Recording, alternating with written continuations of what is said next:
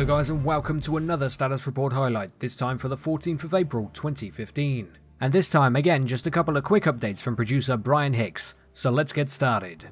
Build 055 has been on Steam's stable branch for a few weeks now, and with the new systems in place with this build, we were able to gather some incredible valuable bug data from all of you eager Beaver early access participants.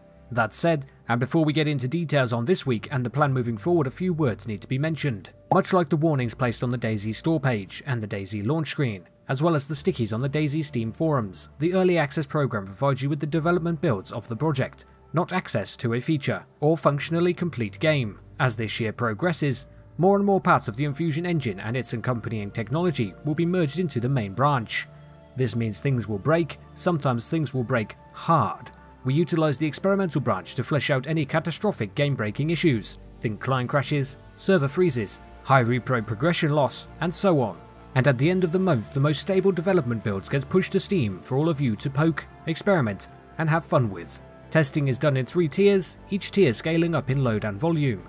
Internal, experimental, and main, which is the stable build. And make no mistake, all 3 branches are for testing. So as we move forward to 056 and beyond, keep that detail in mind. Systems will break, bugs and interruptions of gameplay will occur, and as Hicks will detail below, nothing finds the cracks in the stonework like throwing a rotation of roughly 1 million active players at a build and seeing how it holds up.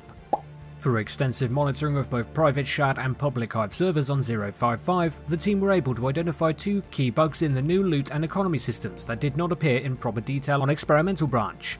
These 2 separate issues affected the core persistent mechanics of DayZ in different but similar ways. On one hand, we discovered aberrant behavior in item respawn position, and the other hand, over this last weekend, we discovered loot respawning causing corruption in the primary persistence binarization, which caused some servers to believe it was okay to be operating at 20,000 items less than the defined red line.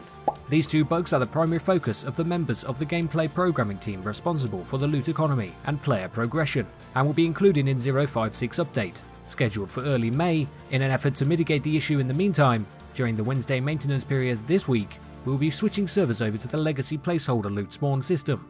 Unfortunately, this means some of the newer items won't spawn, but it will keep the economies going until 056 hits stable branch. Paired with the hotfix, we will be instructing GSPs to reset the persistent structure for each stable branch server, so pack up those tents post haste. Moving forward, we'll be segregating the base building type objects from the main persistent structure, so in the case of any issues like this popping up again during development, player camps will not be affected. On a more fun note, the Survivor Games are holding the Survivor Games 6 this upcoming Sunday. Frequently coined as the Super Bowl of DayZ, we'll be seeing some very well-known personalities from across the Twitch and DayZ content creation sphere going head-to-head in a 2-man team-based fight to the death. Live streamed on 4 separate free-roaming cameras and no less than 15 competitor Twitch channels. Keep an eye on their Twitter account at Survivor_Games with a Z for more information. I'll also put an annotation link for the trailer for Survivor Games on the screen right now, as well as a link in the description to get you all hyped for Survivor Games 6. And as an extra bonus, I give you 2 pictures of new vehicles being worked on for DayZ. One is a car, and the other is the Icarus bus. So that is all for this week's status report highlight for the 14th of April 2015. As always, I would recommend you read the status reports yourselves for the most amount of information that they hold. All links will be in the description, as well as for DayZ TV for all your latest DayZ news and information. And I'll see you peeps next time.